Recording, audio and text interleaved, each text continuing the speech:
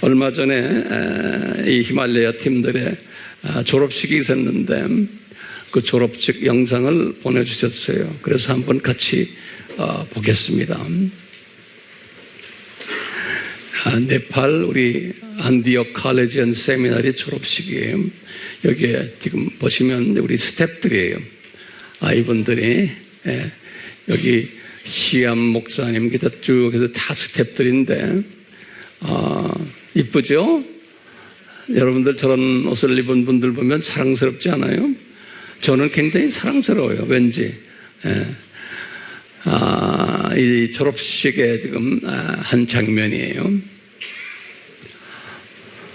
식사하는 장면이고, 이제 뭔지 알겠죠? 이제 졸업식 이제 장 들어가는 장면. 저런 가운들 예전에는 우리가 다 이제 들고서 한국에서 들고 갔는데 이제는 자기네들이 다 알아서 이렇게 다 해요. 그래서 참 너무나 감사해요. 이분들 이뻐요? 안 이뻐요? 정말 이쁘죠? 저렇게 가운을 입을 정도가 되려면 적어도 3년을 공부해야 돼요. 3년을요. 여러분들이 아바 공부한 거 있죠? 그 수준이에요.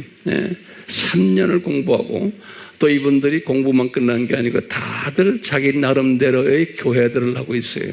그러니까 얼마나 이쁜지 몰라요. 그 히말라야 지역에. 저기에 저는 이제 잘 안 가지만 저 대신 누가 가냐면 우리 정진영 장로님이 제 대신 저 동네를 다니세요. 그래서 그곳에 가서 저분들 이렇게 격려해주고 또 학위도 나눠주고 또 밥도 사주고 뭐 이런 일들을 하세요. 여기도 보면 그 연한 옷을 입은 그 바지 입은 그분이 디모데 목사라고 그러는데 제가 다 이름을 지어준 이름들이 저 디모데 목사는 우리 이 학교에서 공부할 때 그 당시 우리가 새벽 기도를 열심히 했는데 제가 이제 여기서 요 자리에 여기 앉아서 새벽 기도하면 저 형제가 바로 내 옆에 앉아서 기도를 하는데 어떻게 네팔 말로 소리 지르며 기도하는지 아주 시끄러워서요 제가요. 저런 형제 참 주님이 열매 많이 맺게 하셨어요. 그 옆에 있는 또 형제는 이쪽에 보면 우리 시암 우리 네팔 디렉터에 아주 말도 못하게 이쁜 형제예요. 이제 이분들이 이제 지금 이 졸업장을 지금 주는 장면이 이쁘죠? 예. 우리 디모데 형제가 지금 졸업 모자 거기 이렇게 뭐라 끈을 옮겨주는 거 있죠? 졸업할 때 그걸 지금 하고 있어요. 제가 실은 지금 한 몇 년 동안 가지 않아서 이분들이 저에게 자꾸 연락이 와요. 뭐냐면 목사님 제자들이 목사님의 강의를 들으려고 한 1000여 명이 지금 기다리고 있습니다. 그러는 거예요. 1000여 명이 다들 사역자들이에요. 그러니까 목사님이 오시면 큰 강단을 빌려서 1000여 명을 전국에서 다 모일 텐데 꼭 와주십시오. 그래서 제가 뭣도 모르고 간다 그랬어요. 그러다가 가만히 생각해 보니까 아이고 이게 보통 일이 아니에요. 뭐 1000여 명을 모으려면 뭐 여러 가지 비용도 그렇지만 그래서 제가 한 달 전에 제가 못 간다 그랬어요. 그랬더니 이쪽에서 실망해가지고요 그랬어요. 제가 가야 돼요? 못 가야 돼요? 어떻게 여러분들 어떻게 생각하세요? 예? 아이고 정말로 저렇게 지금 이렇게 할 때마다 이 비용들을 다 우리가 대요. 이 사람들은 뭐 한 달에 10만 원 벌까 말까 하는 사람들이 있기 때문에요. 그래서 이제 예전에는 우리가 이렇게 하는데 요 근래 와서는 좀 투자를 해서 하도 고생한 우리 팀들이기 때문에 한번 우리가 호텔 불러다가 한번 맛있는 거 좀 먹이자 이제 이렇게 된 거예요. 그러니까 이제 우리 스태프들도 목사님 한번 먹입시다. 한국에서 헌금 좀 보내주세요. 그래서 좋다 먹이자. 그래서 지금 이렇게 된 거예요. 근데 그전에는 이렇게 안 했어요. 여긴 누구예요? 학생들이에요? 오케이. 여기 다 학생들이에요. 그 학생들이 많아요. 한두 명이 지역마다 달리 있어요. 네. 지역말로 이렇게 다르게 학생들. 네. 간증하는 것들이죠. 네팔만이에요? 티벳은 없어요? 다음에요? 티벳은? 이게 다 지금 네팔 우리 사역 내용이에요. 요 근래 사진이. 네, 그래요. 아직도 있어요? 예, 여기 우리 팀들이에요. 예.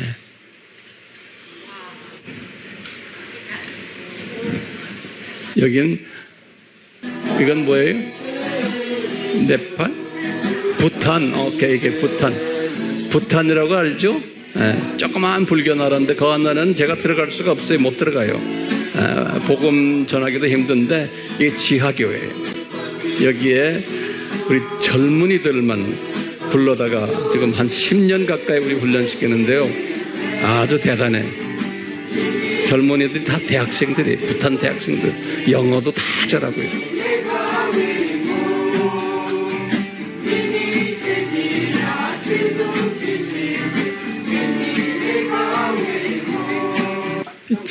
잠깐만요. 저 부탄 가르마 목사님이라고 그러는데 저분은 한 10년 전에 저를 만났는데요. 이 사람이 아주 똑똑한 목회자인데 부탄 성경을 번역한 사람이에요. 부탄어. 성경을 번역한 분인데 아까 우리가 티벳을 봤지만 티벳에 거기에 자부 목사님도 티벳어 성경을 번역한 사람이에요. 그런데 이런 그 대단한 사람들이에요. 이 번역한 사람들끼리 한번 어떤 모임에서 모였는데 이 티벳 번역한 사람은 우리 아미 팀이에요. 이분이 저 부탄 저 형제한테 저를 소개했어요. 그 미팅에서. 그래서 이분이 저를 찾아왔어요. 요분이 찾아와가지고 그러면 우리 세미나 지금 하고 있는데 앉아서 세미나 참석해라. 그래서 참석을 했는데 끝나고는 그러는 거예요. 자기 모든 걸 다 이제 놓고 미국 사람들 하는 것도 다 포기하고 황 목사님하고만 하겠습니다. 그래갖고 10년 동안 지금 그 말을 그대로 따라하는 거예요. 그래서 지금 우리가 지금 우리 식구예요. 그래서 책도 많이 번역하고 뭐 오디오, 비디오, 뭐 여러 가지 사역을 지금 열심히 하고 있고 우리 센터를 저기 우리가 만들어가지고 저 센터에서 지금 저 트레이닝 하고 있어요. 네.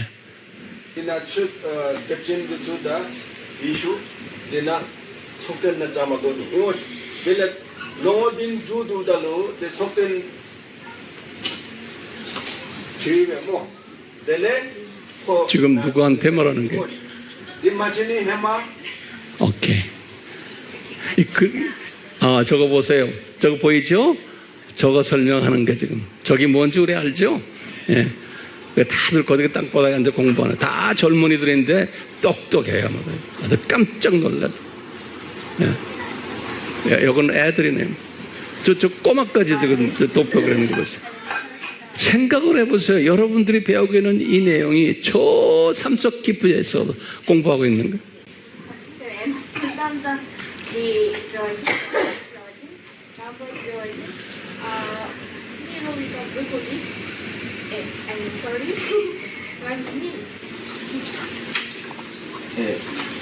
공기 메시지 공기 메시지 당파라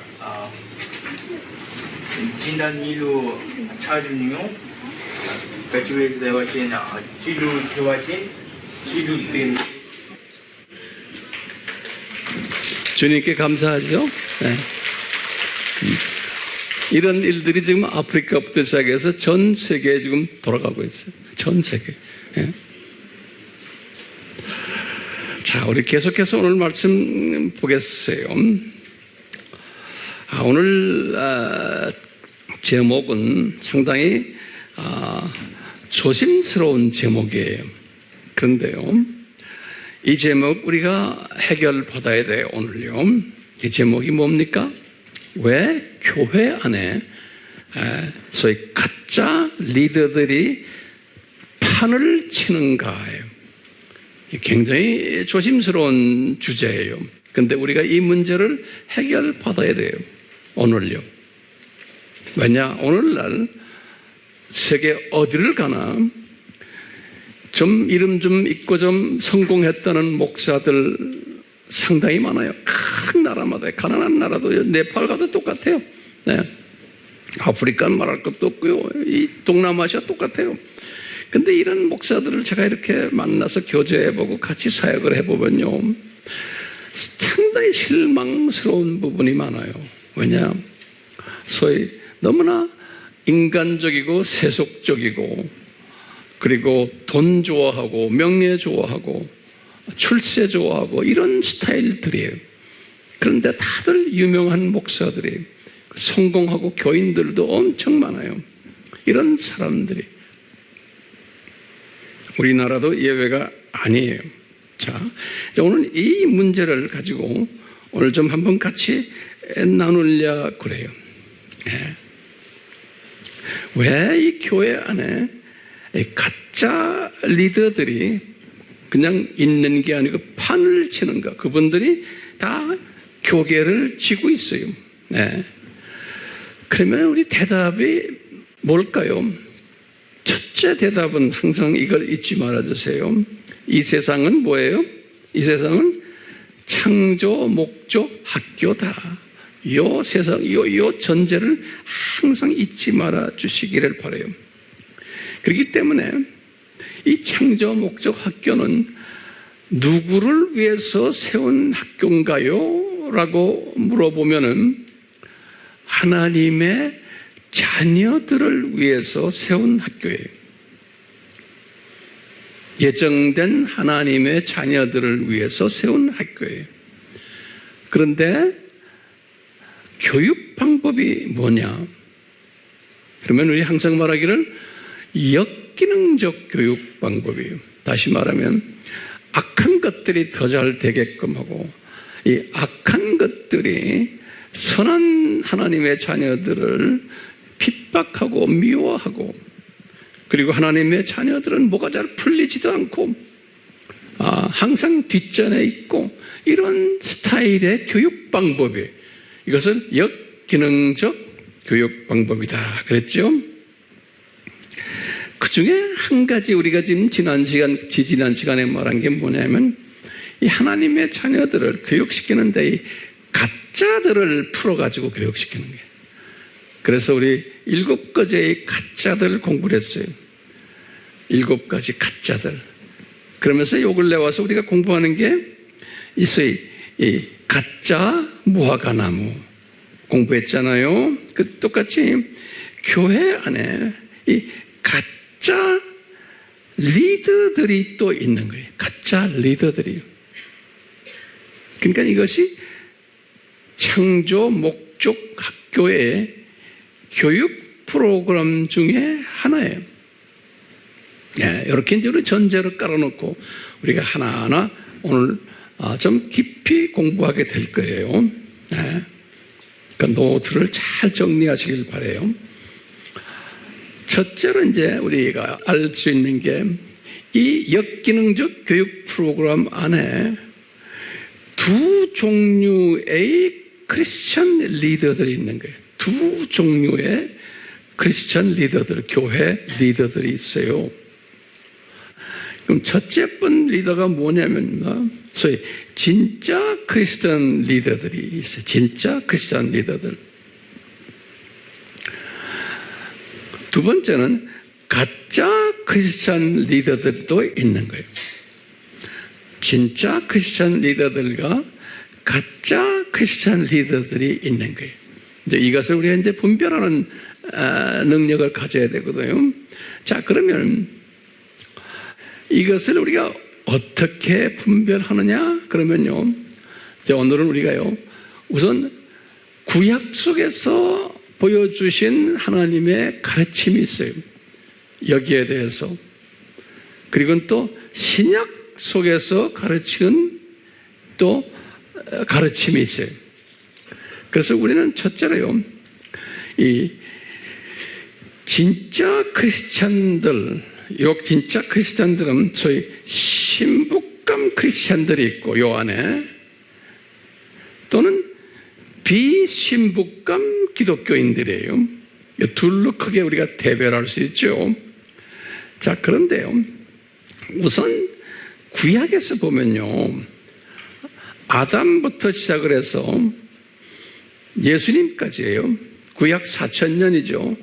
구약 4,000년 동안 소위 그 신부감, 진짜 기독교인들의 신부감, 기독교인들 진짜 중에 신부감이에요.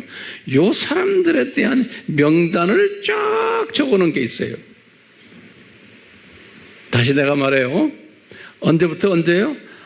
아담부터 시작을 해서 예수님까지 4,000년이죠.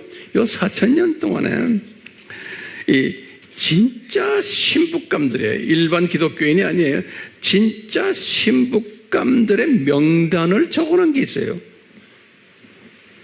그러면 황 목사님, 그 명단이 어디에 있습니까? 그러면요, 이제 그 명단이 어디에 있냐면 히브리서 11장에 있는 게, 히브리서 11장. 히브리서 11장은 우리 알다시피 믿음장이라고 그러잖아요. 믿음장. 히브리서 11장에 그 진짜 신부감들, 그 4,000년 동안의 신부감들 이름들을 딱 적어놨어요. 기가 막히게. 예. 제가 이제 하나하나 불러드릴게요. 보세요. 아담 이름은 없어요. 신기하게 아담 없어요. 근데 아벨이 있어요. 하나하나 적으세요. 아벨. 성경 구절은 11장 뒤에 보면 다 나와요. 그 다음에 에녹. 그 다음에 노아. 주전 3,000년이에요. 아벨은 주전 4,000년이죠. 에녹은 3,500이에요.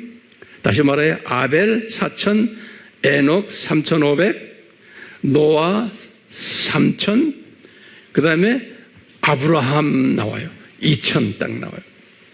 그리고 아브라함의 와이프가 여러 명 있는데 딱 거기에 사라 이름이 딱 나와요. 사라. 딱 한 여자분이. 그 다음에 이삭이 나와요. 똑같이 2000년. 그 다음에 야곱이 나와요. 1900년. 그 다음에 요셉이 나와요. 그 중요한 이름들의 모두. 그 다음에 1500년에 모세가 나와요. 그 다음에 신기한 게요, 라합이 나와요. 라합. 참 기가 막혀요. 예? 1400년 라합이 나오고, 그 다음에 뭐가 나오냐면요, 이 사사들이죠. 사사들 중에서도 이름이 정확하게 나와요. 기드온, 바락, 삼손, 입다. 이렇게 4명 이름이 나와요. 11장 32절에 기드온, 바락, 삼손, 입다. 그리고는 주전 1000년에 다윗이 딱 나와요. 다윗. 그리고는 다윗 다음에 누구 이름이 나오냐면 사무엘이 나와요. 그리고는 그 다음부터 선지자들, 그래 복수로 되어 있어요. 그러면 뭐냐면 엘리야부터, 엘리야가 850주전이에요. 사무엘은 약 한 1000 정도 되죠. 엘리야 다음에 엘리사는 800이에요. 그리고는 우리 구약에 나오는 한 20명 정도의 이 선지자들 이름 나오죠? 쭉 나오죠? 성경에 나오는 이름들이 있죠? 이사야니, 엘리사니, 하박국이니, 뭐 쭉 해서도 나오죠. 이게 말라기까지예요. 그래서 보면 말라기 이름이 딱 나와요. 주전 400이에요. 예. 그러니까 지금 딱 보면 여기 11장에 그 이름들을 딱 보면 뭐가 냐면, 이 사람들이 구약 4,000년 동안에 뽑힌 신부감들이구나. 이걸 우리가 알 수가 있어요. 구약 4,000년 동안에 그 많은 하나님의 백성들이 있었지만 그 속에서도 요분들이 신부감들이구나. 이걸 우리가 짐작할 수가 있어요. 됐어요? 근데 이분들은 뭐가 있었냐? 믿음이 있었다 그랬어요. 이분들이 근데 아담은 없어요. 거기 아담 없죠. 아담 없어요. 누구부터 시작돼요? 아벨부터 시작해요. 네. 자, 이분들이 믿음을 가지고 있었다. 그래서 우리 히브리서 11장 1절 아니에요? 야, 이분들이 믿음을 가진 분들인데, 그러면서 이제 굉장히 중요한 얘기를 한 게 우리가 항상 사용하는 11장 13절에서 16절이에요. 11장 13절에서 16절이 항상 우리가 사용하는 성경 구절이에요. 뭐냐면 이분들이 어떤 사상을 가졌나. 이분들은 이 세상에 살면서 나그네의 삶을 살았다 그랬어요. 그리고는 타국인의 삶을 살았고 순례자의 삶을 살았다. 다시 말하면 천국 시민이지만 나그네의 삶을 살았다. 다시 말하면 학생 생활을 했다. 이렇게 이제 생각을 하시면 돼요. 그러니까 이분들은 이 세상에 살면서 나그네 삶, 이 세상은 내가 잠깐 방문한 나그네 세상이다라는 것을 항상 가지고서 산 사람들이라는 거예요. 다른 하나님의 자녀들은 구약 때 그렇게 살질 않았다. 이 세상을 자기 고향처럼 생각하고 살았는데 이 사람들은 나그네 세상을 가지고 살았다는 사람. 네. 그러면서 본향은 저 하늘나라다라고 생각하면서 살았다는 거예요. 11장 16절에. 그러니까 오늘 똑같아요. 우리도 같은 교회 다니지만 우리는 여기에 내가 나그네로 와 있구나. 잠깐 학생 생활을 하러 왔구나는 그 사상이 투철한 생각을 가진 사람들이 있냐면 대부분은 그 생각 없어요. 내가 어떻게 하면 이 세상에서 오래 살고 건강하게 돈 많이 벌면서 출세하면서 사는가, 그것이 하나님의 복이다라고 생각하는 사람들이 대부분이죠. 그래요, 안 그래요? 그래요, 안 그래요? 왜 대답이 없어? 그렇죠. 또 주일날 설교도 그런 식으로만 하는 거예요. 네. 근데 이 사람들은 그게 아니었다는 거예요. 그러니까 우리가요, 예수님의 신부감이 되려면 이 사람들처럼 생각하고 살아야 돼요. 이 세상을 보는 눈이. 그러면서 거기에 지금 11장 36절에서 40절에 뭐라 그랬냐면 이 사람들은 이런 사고방식을 가지고 살았기 때문에 세상 사람들과 또는 같은 하나님의 자녀들로부터 조롱을 받았다 그랬어요. 또 채찍질을 받았다. 어떤 분들은 살해도 당했다. 그리고 이분들은 궁핍했고 학대를 받았고 어떤 분들은 산속에서 토굴에서 살았다. 그래서 이분들은 항상 저 하늘을 쳐다보면서 더 좋은 곳을 향해서 항상 생각하면서 살았다. 이 세상에서는 그렇게 잘 살지를 못했다. 이런 말씀을 하셨어요. 자, 지금요, 내가 지금 말씀드린 지금 이 진짜 신부감들을 지금 구약 4000년 동안에 그것을 어디에서 보여줬어요? 히브리서 11장에서 보여준 거예요. 그런데 거기 보면 아담이 없어요. 그러면 보세요. 저나 여러분들이 정말 주님의 은혜로 들림받아서 혼인잔치에 올라갔다 생각해 보세요.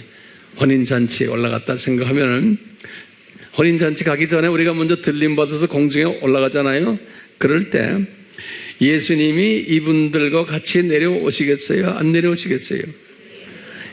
분명히 그 노트에 적어놓으세요. 분명히 예수님이 이제 공중으로 내려오실 때 최소한 이분들을 모시고 내려올 거예요. 그러니까 저나 여러분들이 만약에 들림받는 분들이라고 가정을 한다면 이제 곧 이분들을 만나게 될 거예요. 그 비전이 있어요, 없어요? 저는 그 비전이 있는 거예요. 우리 아미 식구들은 분명히 이 비전 가지고 있죠. 예. 여기 이제 소위 말하면 진짜 신부감 후보생들이 이 모습을 이제 구약에서 예표와 그림자와 본보기로 보여주신 거예요. 그러면 또 이제 다른 말로 표현해요. 그러면 구약에서 소위 하나님의 자녀인데 두 종류의 하나님의 자녀들이 이제 진짜 신부감들이 있냐면 하나님의 자녀지만 비신부감들도 있는 거예요. 하나님의 자녀지만 그냥 일반 기독교인들이에요. 그렇죠? 예, 비신부감들. 그러니까 그런데 이 안에 보면 비신부감들인데 이 안에 보면은 정말 하나님의 자녀인데 특히 제가 오늘은 리더들 이야기합니다. 리더들 중에 겉으로는 하나님의 자녀인데 알고 보면 이게 가짜야. 이런 분들이 있냐면 하나님의 자녀, 하나님의 지금 사역자들이에요. 지금 말은 제가 보는 우리식으로 말하면 로마 가톨릭의 신부들이나 또 우리 개신교의 목사님들이나 이런 분들이 이런 분들도 사역자들이에요. 이런 분들 중에 겉으로는 진짜인 때처럼 보이는데 알고 보면 가짜인 게 있는 거예요. 알고 보면 가짜. 그것을 구약에서 또 우리에게 보여주는 거예요. 구약의 이스라엘의 역사 속에서. 여기 뭐냐면 이제 솔로몬이 죽은 후에 북이스라엘과 남유다 왕국으로 갈라졌죠. 그 안을 들여다보면 그게 보이는 거예요. 그 안을 들여다보면은 여러분들 이제 곧 하나 적으세요. 북이스라엘을 딱 보면요. 하나님의 계획 속에서 왕을 20명을 만들었어요. 왕 20명. 자세한 내용은 우리 아바 들어가면 다 공부해요. 자, 20명 중에 첫 번째 왕의 이름이 뭐예요? 여로보암이에요. 여로보암이에요. 북이스라엘이에요. 이 주전 930년에서 909년까지 왕 노릇한 사람이에요. 여로보암이에요. 그리고는 쭉 내려와서 20대 왕이 호세아라고 그래요. 호세아. 732년에서 722년에 그 722년에 아수르 제국에 의해서 이분이 이제 멸망한 거예요. 예, 아수르 제국에 의해서요. 호세아 왕이 마지막 왕이에요. 근데 이 20명의 왕들을 쫙 보면요, 신기하게요. 이분들은 그 당시에 이거 잘 적어 놓으세요. 이분들의 그 북이스라엘은 수도가 어디냐면 사마리아예요. 사마리아. 북이스라엘은요. 남유다는 예루살렘이 수도지만 북이스라엘은 수도가 사마리아예요. 사마리아 거기에 보면은 그분들도 성전이 있었어요. 그래서 그리심산에 그분들의 성전이 있었어요. 이 성전은 언제 지어졌냐면 주전 한 1000년 때 사무엘 때 그 실로라는 곳에, 실로가 바로 그 옆에 있는 조그만 도시거든요. 거기에 엘리 성전이 있어요. 엘리 성전. 그러니까 엘리 성전, 그 사무엘이 어머니가 누구죠? 한나도 그 성전에 들어가서 기도하고 그랬던 곳이에요. 우리 이제 사무엘상 1장에 보면요. 여기 엘리가 항상 그 성전에 들어가 제사장이에요. 제사 드렸던 그 엘리 성전이라고 그래요. 그러니까 이 북이스라엘도 성전이 있었어요. 엘리 성전이. 예. 나중에 이제 보시면 이 성전에서 우리가 사마리아 여자가 예수님을 만나가지고 질문할 때 있었어요.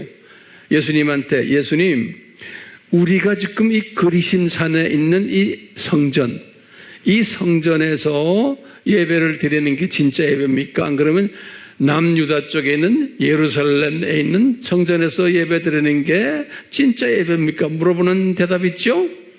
그게 요한복음 4장 20절이에요. 이 말은 지금 무슨 말이냐면 북이스라엘도 성전이 있었어요. 그리고 예배를 보는 곳이에요. 북이스라엘도. 그 다음에 남유다도 성전이 있었죠. 그 당시에 무슨 성전이에요? 예루살렘 성전이에요. 자, 이제 그런데 북이스라엘의 20명의 왕들이 이 성전에서 예배도 드리고 다 했어요. 그런데 동시에 또 뭘 믿었어요? 이분들이 바벨론 신도 섬겼어요. 그러니까요, 하나님의 백성들이에요. 이 왕들이요. 그런데 이분들이 예배도 드리고 동물도 잡아 제사도 드리고 할 거 다 했어요. 종교 생활을 다 했는데 또 바벨론 종교도 동시에 믿었던 분들이에요. 그런데 이 바벨론 종교가 더 강하게 이분들을 영향을 줬어요. 여로보암부터 시작을 해서 호세아까지. 이 말은 가만히 생각해 보세요. 이 왕들이라는 것은 지금 우리 신약에 와서는 기독교의 목사님들이나 신학자들이나 또는 뭐 추기경이나 다 이런 높은 분들을 지금 이야기하는 거예요. 신약에 와서는. 오늘도 우리 신약에 와서도 이분들이 다 예배 드리잖아요. 교회 다니면서 교회 가서 예배를 드리는데, 예배는 드리고 예수님을 믿는데 또 한편으로는 우상도 섬기는 분들이에요. 신약에 와서 이 목사님들, 추기경들, 왜? 우상이 뭡니까? 우상이라는 것은 예수님보다 더 의지하는 거예요. 내가 다시 말해요. 예수님보다 더 의지하는 것. 왜냐? 그 의지하면 내가 마음의 평강이 오는 거예요. 두려움이 없어져요. 걱정도 없어져요. 예수님께 의지하면 마음이 평강이 없어요.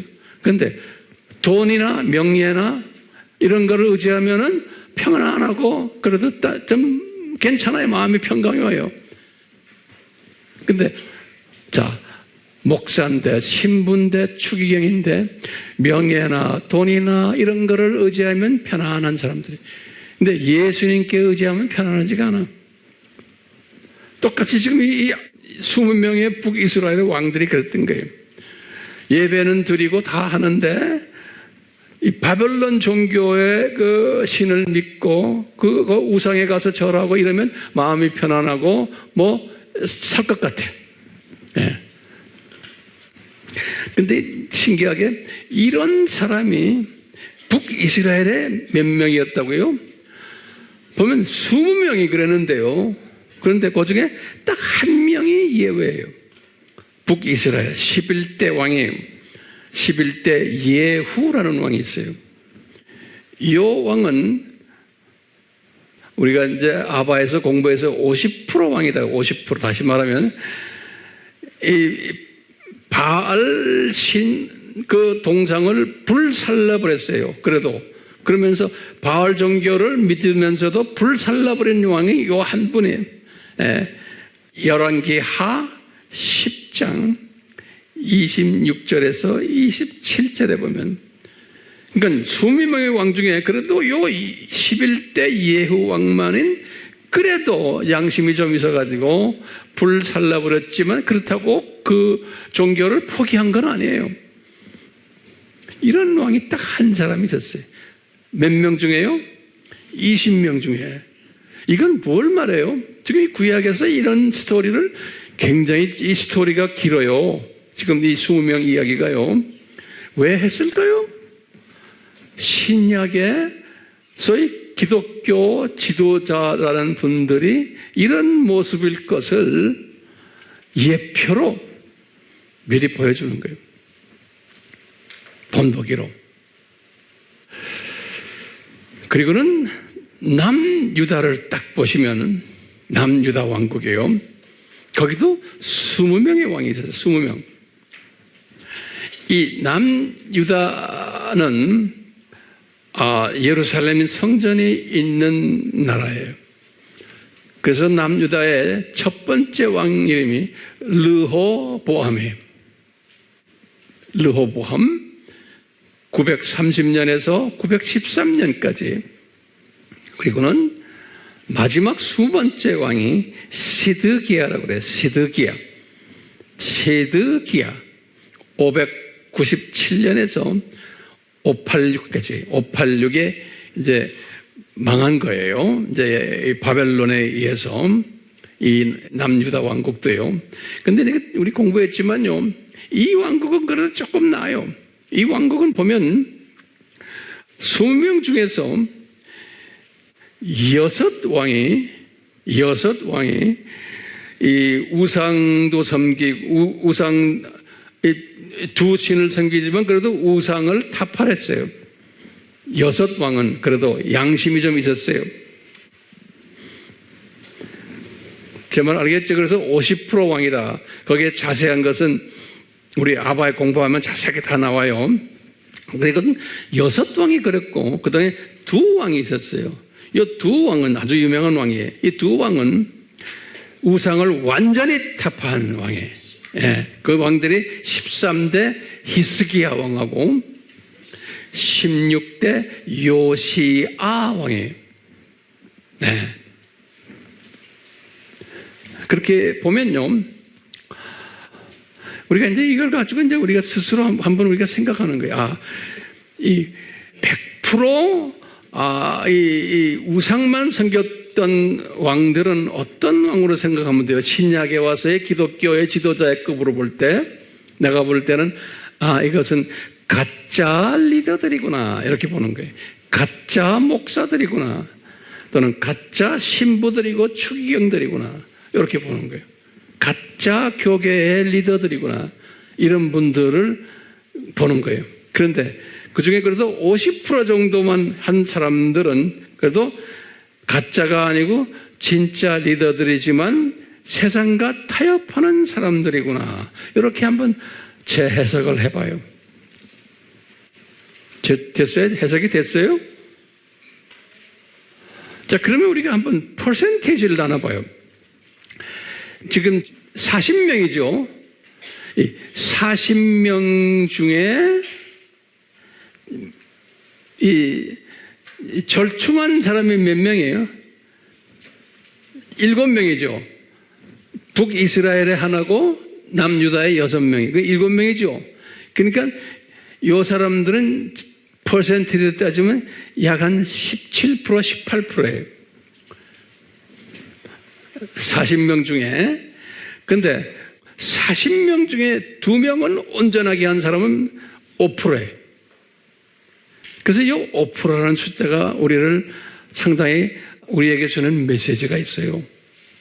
그러니까 오늘날도 전 세계에 추기경들, 신부들, 목사들 있지만 제가 볼 때는 한 5% 정도가 요 신부감들이 아닌가 이렇게 그냥 지레 한번 추측해 보는 거예요. 왜? 성경에서 지금 보여주는 이걸 보면 그런 거예요. 그러니까 우리나라도 많은 목사들이 있지만 제가 볼 때는 한 5% 정도가 그래도 주님이 보시기에 기뻐하시는 분이 아닐까라고 한번 짐작을 해보는 거예요. 자, 그러면 이제 우리 질문 한번 던져봐요. 재미있어요? 이게 재미가 아니라 지금 이거 심각한 거예요, 지금. 자, 보세요. 그러면 거기다 좀 적어보세요. 왜 이 가짜 목사들, 신부들, 추기경들이 이렇게 많은가? 왜 이 가짜들이 이렇게 많은가? 지금 오늘날로 지금 와서 그러는 거예요. 오늘날에 지금 가짜들이 엄청나게 많은 거예요. 네. 그러면 대답이 모르겠어요. 이 대답이 뭐냐면 신학교를 보면 알 수 있으다. 이렇게 이게 대답이에요.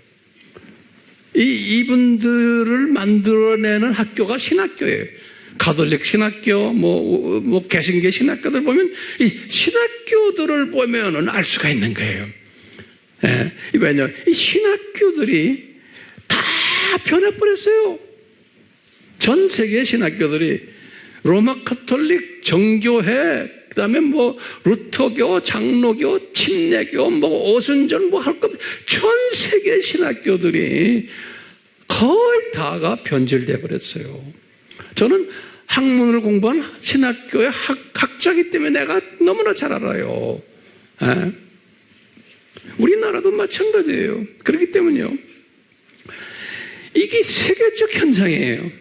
그것 하나는 노트에 적어보세요. 이 세계적 현상이에요. 유럽의 신학교를 보면 거의 99.9%가 다 변해버렸어요. 예? 다 종교다원주의. 미국의 신학교요? 거의 7, 80%가 그래. 7, 80%가. 카나다요? 한 90%가 그래. 호주요? 오스트랄리아? 똑같아요. 90%.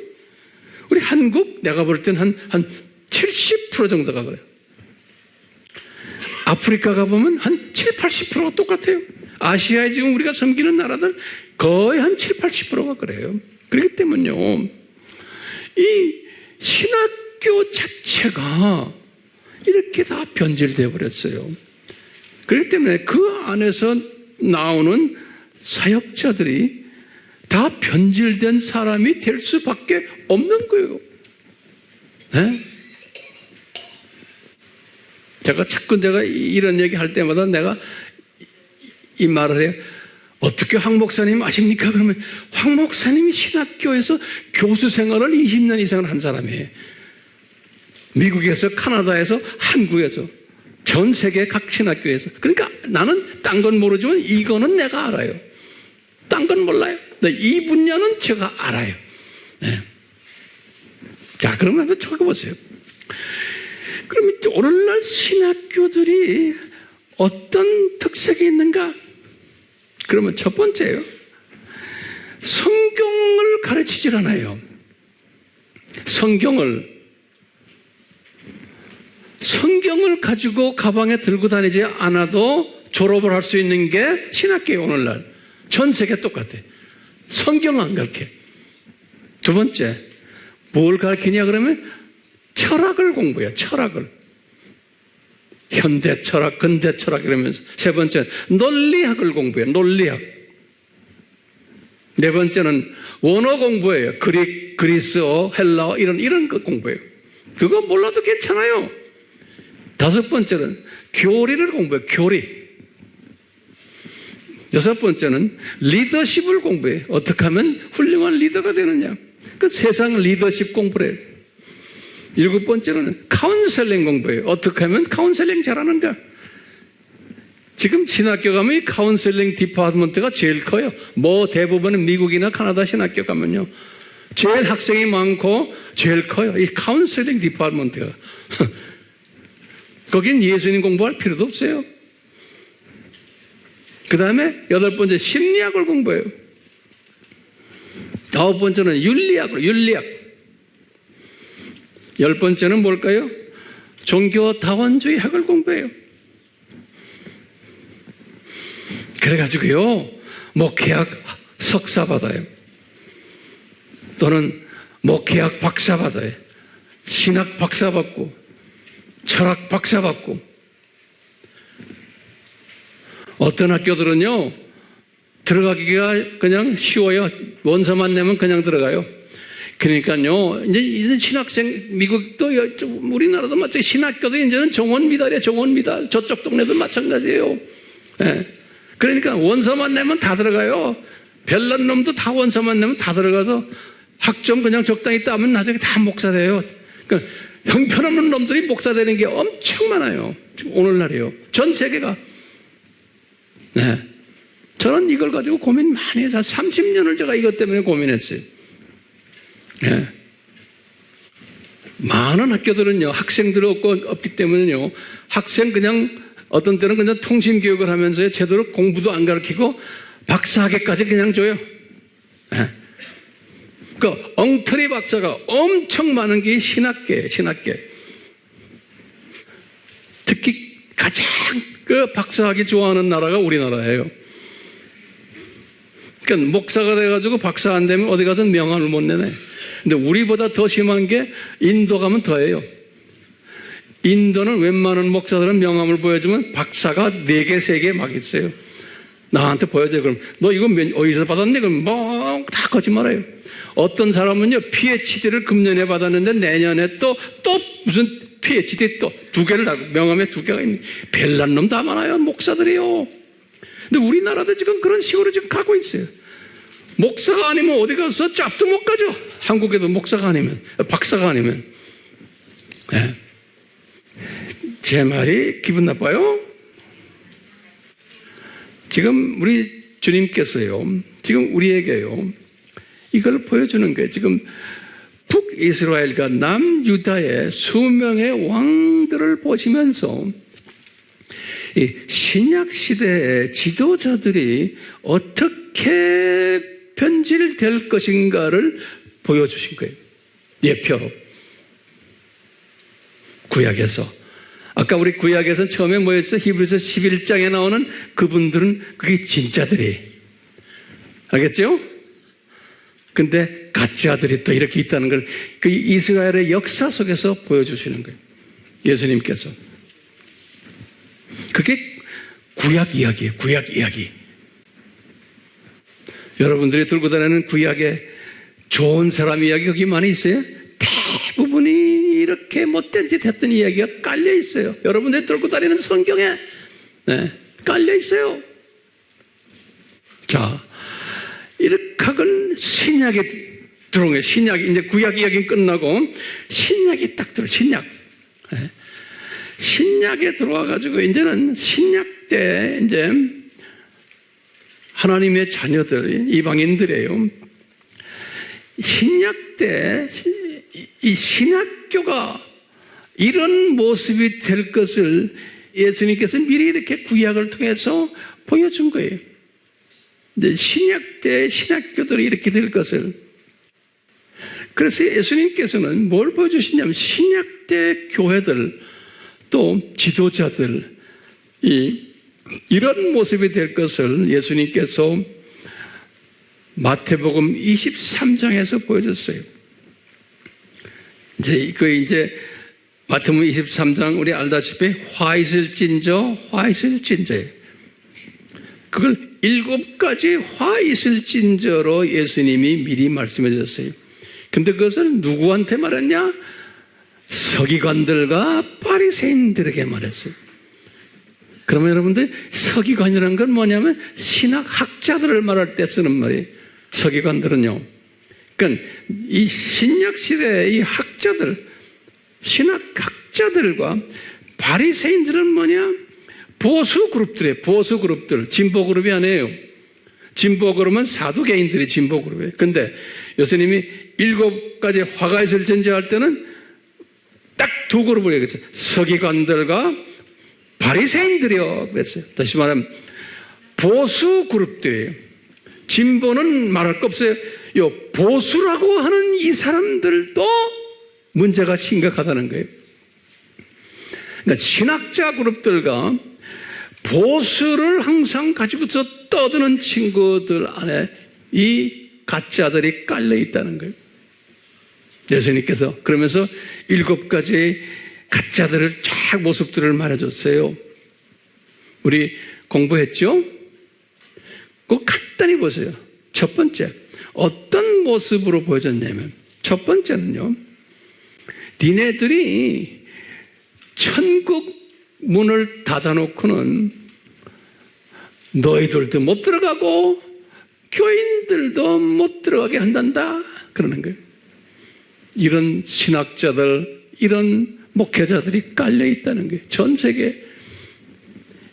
마태복음 23장 13절이. 제 말 잘 소화하세요? 그런 사람들이 깔려 있어요, 오늘날. 여러분들 요새는 손바닥에 유튜브에 들어가면 별난 목 다 나오죠? 쟤는 제 눈을 딱 보면 몇만 명이 지금 들어와서 듣고 있지만 내가 볼 때는, 주여, 그래요. 네. 수 없는 사람들이 거기에 깔려 있어. 이제 죽음을 맛보고 있어요. 두 번째 그룹이 뭐냐면 개종을 한다고 해서 바다와 육지를 돌아다니는, 다시 말해 선교에 이르는, 전도를 잘하는 사람, 전도와 선교를 잘하는 사람들인데 그 사람들은 데려와 가지고 2배나 지옥 자식을 만든단다 그랬어요. 예? 그러니까 선교도 많이 하고 교회도 커지고 이렇게 해서 많은 사람들이 지금 교회가 좀 성공하는데 2배나 지옥 자식을 만들어 놓는다는 거예요. 23장 15절에 그랬어요. 왜요? 요새 말로 하면 교인들에게 종교다운주의를 가르치고 인문학을 가르치고 뭐 이거 가르치고 그냥 사람들에게 카운셀링 가르치고 이따오 짓더라고 하는 거예요. 예수님 이야기는 안 하고 예수님 이야기는 잠깐씩 그냥 하기만 해요. 그러니까 교인들이 기독론을 모르고 종말론도 모르고 모르는 거예요. 교인들이 7대 신학을 모르는 거예요. 교인들이 10년, 20년, 30년, 40년을 다녀도 장로들도 까막눈들이요. 권사들 까막눈들이고 내가 왜 이렇게 소리 지르죠 갑자기? 예? 목사들, 부목사들 까막눈들이요 전부. 그게 왜 그럴까요? 예수님이 그렇게 디자인하신 거예요. 여기 지금 청정 목적 학교라고 그랬죠. 이 세상 예수님이 이렇게 될 것을 신약교회가 말씀 지금 하신 걸 내가 지금 말하는 거예요. 내 말이 아니에요. 또 세 번째로 예수님이 뭐라고 그러냐면요, 이들이 다 영의 눈이 멀은 사람들이 다 그래요. 영의 눈이 막, 그래서 세속주의를 가르치고 물질주의를 가르치고 인본주의를 가르친다고 그랬어요. 23장 16절에서 22절 또 23절과 24절. 그리고 또 뭐냐면 이분들이 다 거짓 경건주의자들이라는 거예요. 거짓 경건주의자들이라는 거예요. 왜? 겉으로는 경건한 것 같은데 성품이 더럽고 그렇다는 거예요. 23장 25절에서 26절. 회칠한 무덤들이라는 거예요. 23장 27절, 28절. 그리고는 의인들을 핍박하는 일을 한다는 거예요. 이 신약시대의 교회 지도자들이 소위 가짜 지도자들의 모습을 예수님이 지금 말씀하시고, 그래서 예수님이 화 있을진저란 말은 니네들 지옥 간다는 소리예요.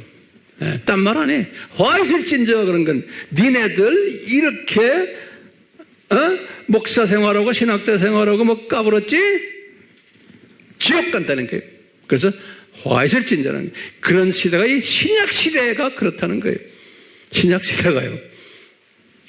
이게 지금 창조 목적 학교에 학생들을 위해서 교육을 시키기 위해서 이 교회 모습이 이렇다는 걸 지금 예수님이 지금 가르쳐 주시는 거예요.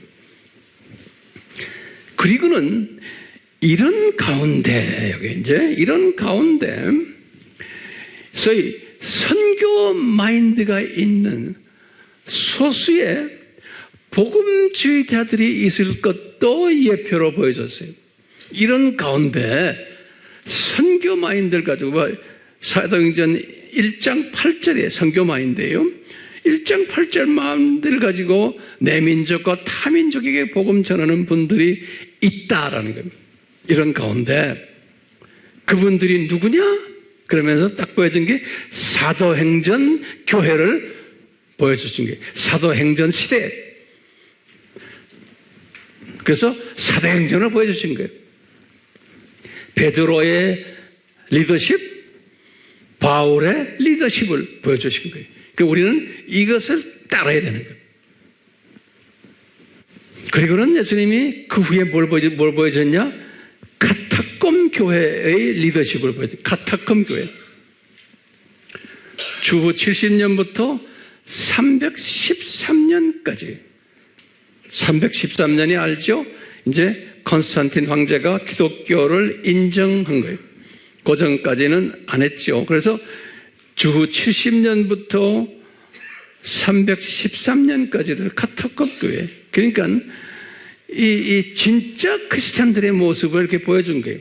사도행전의 그 교회 스타일을 통해서 또 카타콤 교회 스타일을 통해서 진짜 하나님의 자녀들, 또 진짜 하나님의 신부감들을 보여주신 거예요. 그리고는요, 이것 딱 보여준 다음에 이제 313년에 어떻게 됐어요? 기독교가 공인된 거예요. 380년에 기독교가 국교화됐어요. 380년에 데오도시오스 황제에 의해서. 그런데 313년은 건스탄틴 황제에 의해서 기독교가 인정받은 거예요. 그러니까 기독교가 이제 인정을 받는. 그래서 그 13년부터 교회가 큰 5교구가 나타난 거예요. 313년에 그 교구가 우리 알다시피 첫 번째 로마 가톨릭 교구, 두 번째는 그리스 정교회, 세 번째는 시리아 정교회, 네 번째는 예루살렘 교회, 다섯 번째는 애굽 koptic 정교회, 그래. 애굽 정교회 또는 알렉산드리아 교회. 이 5교회가 313년부터 나타나기 시작한 거예요. 근데 참 신기한 게요. 요 5교구가 그때부터 이제 오늘날의 교회의 이 모습으로 지금 하나하나 변하는 모습을 우리가 볼 수가 있어요. 그 하나 적어보세요. 이 5교구가 어떻게 변하기 시작했냐면, 이제 313년부터 시작해요. 313년부터 590년까지예요. 590년이 뭐죠? 첫 로마 교황이 생겨났을 때, 그레고리 1세예요. 이때까지를 역사학자들이 초대교회 시대라고 그래요. 다시 말하면 예수님부터 시작을 해서 590년까지를 초대교회라고 그래요. 초대교회. 이 초대교회의 후반부예요. 313년에서 590년까지. 여기 지금 5대 교구가 자리매김하는 시대거든요. 이때 이 5대 교구가 우리에게 보여주는 한 10가지의 이 문제점들을 가지고 있었어요. 그걸 내가 하나는 불러드릴게요. 보세요. 첫 번째 뭐냐? 이 5대 교구가 정치화되기 시작해요. 이 교회가 정치화. 두 번째는 교리화되는 거예요. 이제는 교리화. 그러니까 서로 싸움질하는 거예요. 이 5교회가. 세 번째는 조직화되어 버리는 거예요. 교회가. 이제 상하 계급이 생기고 이런 거예요. 그 다음에 네 번째는 파벌화되는 거예요. 교회가요. 그리고 5번째는 민족주의화에 자기 민족끼리만 민족주의 타민족과의 교제를 못해요. 6번째는 건물을 지키지 건물화 돼버리는 거예요. 7번째로는 교회 성장화하는 거예요. 이제 경쟁적으로 이제 성장시키는 거예요. 그 다음에 8번째는 경쟁화, 서로가 경쟁하는 거예요. 9번째는 배타적이에요, 서로가. 그러니까 배타화하는 거예요. 서로가 배타해요. 10번째는 이성주의예요. 이성화 되는 거예요. 그러니까 예수님께서요, 아까 화 있을진저 했잖아요. 그 화 있을진저가 이제 구체적으로 이렇게 나타나기 시작하는 거예요. 역사 속에서. 그 화 있을진저가. 그러면서 지금 이게 5대 교구가 이런 식으로 변화되는 걸 우리가 이렇게 보게 돼요. 근데 5대 교구가 끝난 다음에 이제 중세 시대로 들어가요. 그게 이제 590년부터예요. 590년부터 종교 개혁까지 1517년이에요. 여기 중세 시대라 그래요. 또 교회에서는 중세 교회라 그래요. 이 중세 교회 때의 역사를 보면요, 제가 언제가 때가 되면 더 자세히 말씀드리겠지만, 이게 로마 가톨릭이 주축이 돼가지고 그 로마 가톨릭의 교황이 아주 부패하게 되는 시대예요. 이때의 로마 교황을 뭐라고 부르냐면 이게 라틴어로요. 옛날에는 한번 드렸지만 다시 봐요. 비카리오스 필리이 데이 그래요. 이 데이라는 말은 뭐냐면 이건 영어로 갓을 데이라고 그래요. 우리 데오 그러죠. 이게 라틴 말이에요. 라틴 말.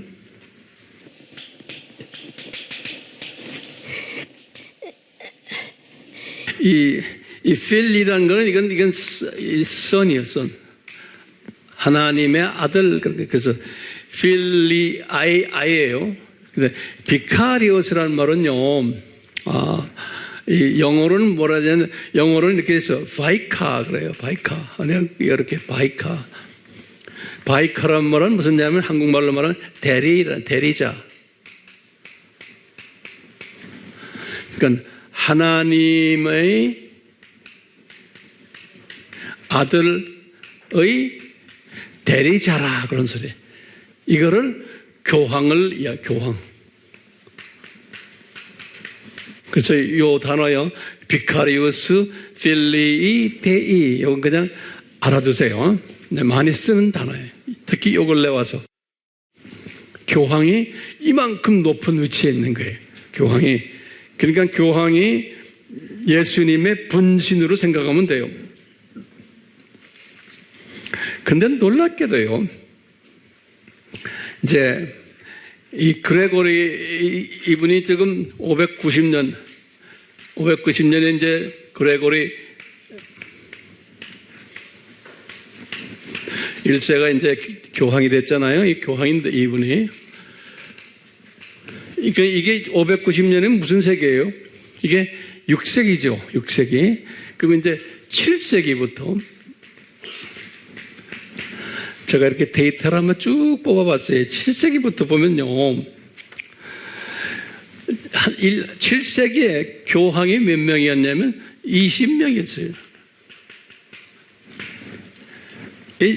여기 히스토리를 보면요. 교황들이 서로 싸움질하고 교황이 뭐 동성애 하는 놈도 있고 또 교황이 누굴 죽이고 하는 예수님의 대리인이라고 해놓고는 이 교황들 하는 짓들을 보면 형편없는 깡패 노릇하는 거예요.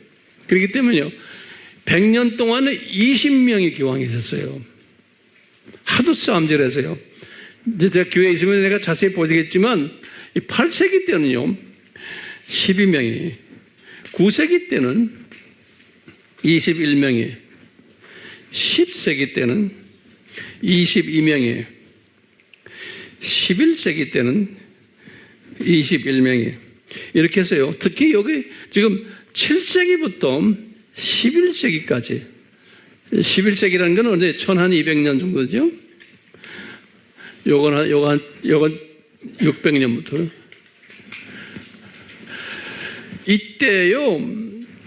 보시면 교황이 이때 역사들을 쭉 보면 교황이 엄청나게 부패해져 가지고 교황이 말도 못하게 나쁜 짓 하는 이야기들이 쫙 써 있어요. 자, 이때만 해도 개신교가 아직 안 나타났을 때죠. 그렇죠? 그러다가 이제 종교 개혁이 있었죠. 1517년에 종교 개혁이. 종교 개혁이 있어서 개신교가 나타났어요. 이 개신교가요.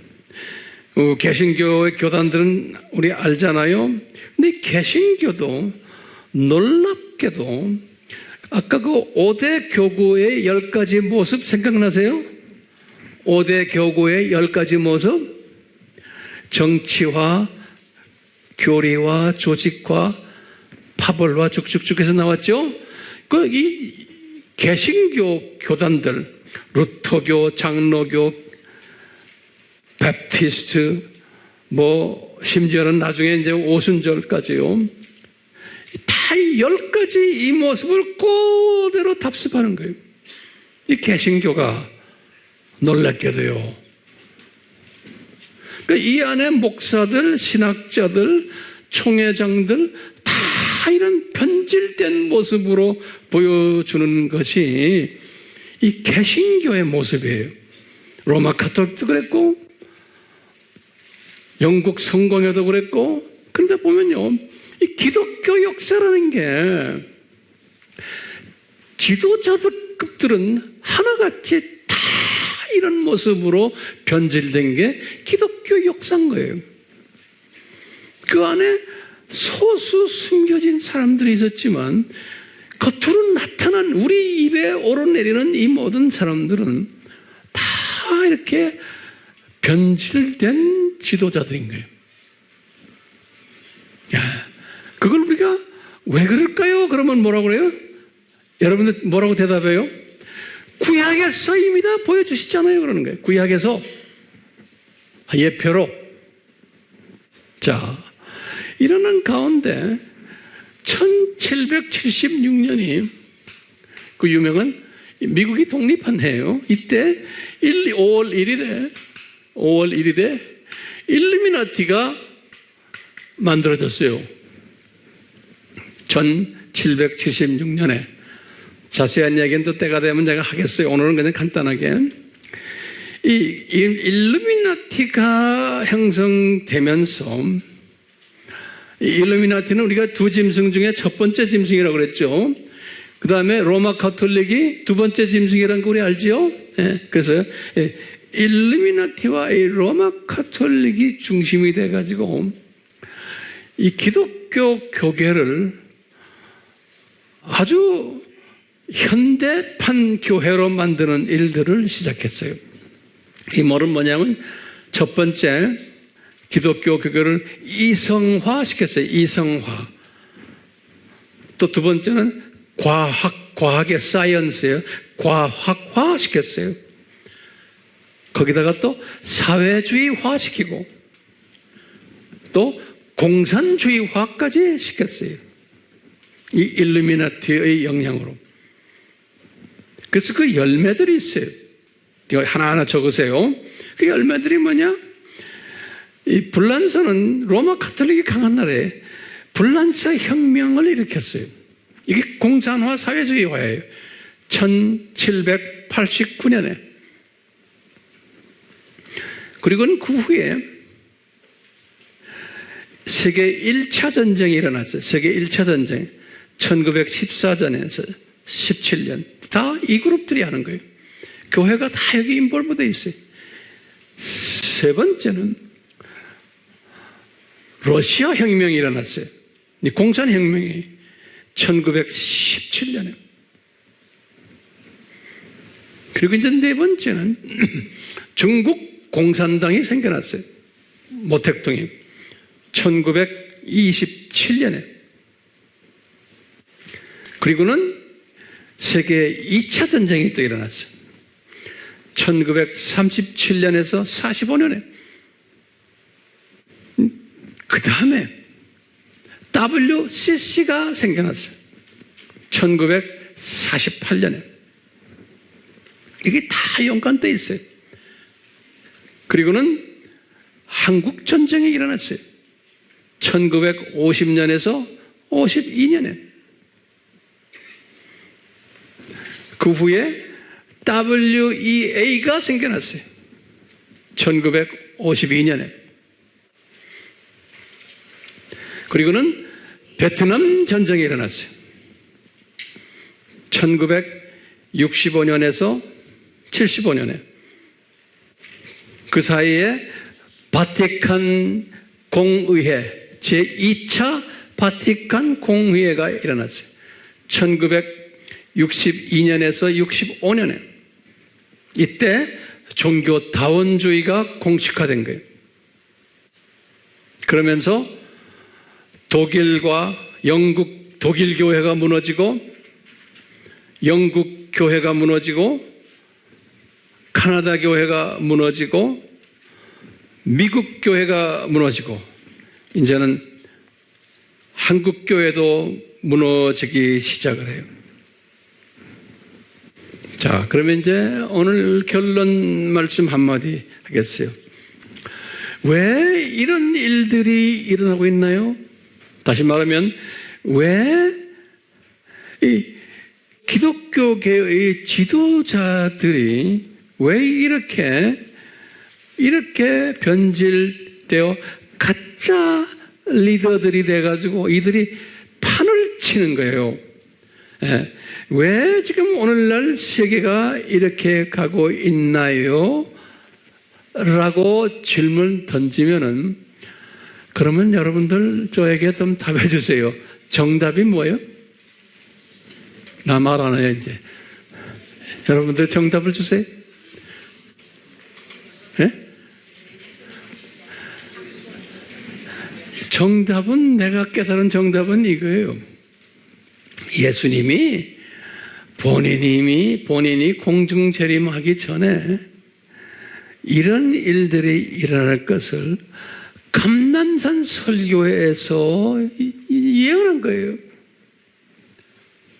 그렇기 때문에 감난산 설교를 성취시키기 위해서는 이런 일들이 반드시 일어나야 되는 거예요. 그러기 위해서 우리에게 뭘 보여주셨나? 잘 보세요. 그러기 위해서 우리에게 구약을 통해서 미리 보여준 거예요. 우리 봤죠? 뭐냐? 첫 번째, 히브리서 11장 그룹들 보여주시고, 두 번째는 북이스라엘과 남유대 왕국의 역사를 통해서 보여준 거예요. 또 다시 말해, 그럼 신약에서는 뭘 보여주셨나? 지난 2000년 동안. 첫째, 7대 화 있을 것을 미리 말씀하셨어요. 이런 일들이 일어날 것을. 그 다음에 5대 교구들을 통해서 보여주셨어요. 그 다음에 세 번째는 중세시대의 이 교황들이 부패하는 모습을 통해서 보여주신 거예요. 네 번째는 1776년 일루미나티가 나타나게 하면서 또 보여주신 거예요. 그래서 이 신학교들이 다 변질되도록 주님께서 이게 다 보여주신 거예요. 미리 구약에서 가르쳐 주시고 신약에서도 가르쳐 주시고 그러면서 예수님이 재림 직전에 이런 일들이 일어날 것을 미리 다 보여주신 거예요. 그러면서 예수님이 항상 말하죠. 이걸 내가 너희들에게 보여주는데 그럼 너희들은 어떻게 살아야 되느냐? 예수님 재림 직전에 살고 있는 신부감들이에요. 신부감들. 왜냐? 나머지 사람들은 노아의 때와 같이 관심도 없다는 거 여기에 대해서는요. 그렇지만 신부감 되는 사람들은 이 시대에 어떻게 살아야 되느냐? 그러면 제가 수천 번 똑같은 이야기 하는 거예요. 뭐라고 그랬어요? 얘들아, 잘 견디라. 이게 어려운 시대다. 오케이? 그리고는 깨어라. 그리고 준비하고 외쳐라. 예수님이 분명히 방법론을 제시해 주셨어요. 그래서 지금 이 에마 교회의 존재 목적이 이건 거예요. 황 목사가 여기 서서 여러분들에게 목회하는 목회의 목적이 이거예요. 그렇죠? 여러분들이 여기에 따라오는 사람은 복 있는 사람이고 따라 안 와도 괜찮아요. 그렇기 때문에 저는 여러분들을 섬기는 목사로서 섬기는 것만 아니고 도전을 해주는 목사로서 내가 할 일이 뭡니까? 그러면 이방선교예요.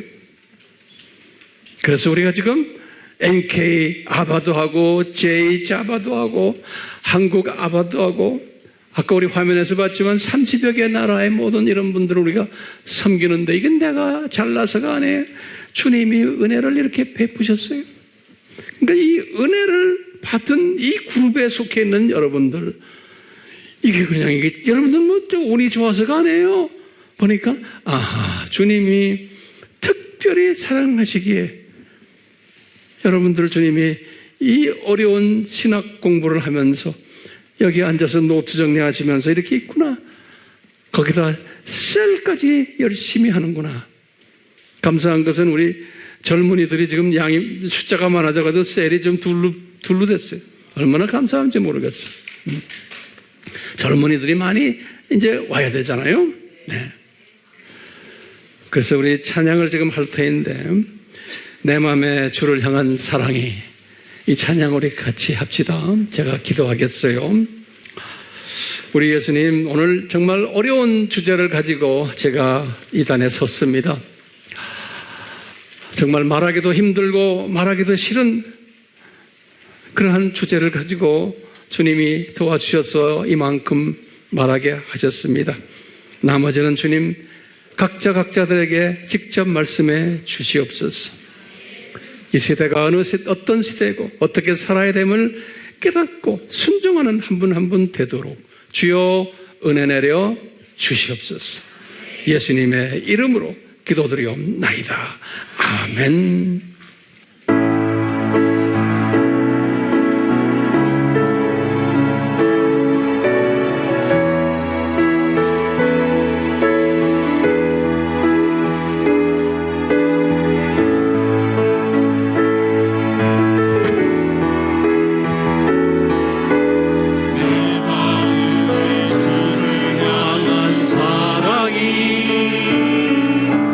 나의 발에 주가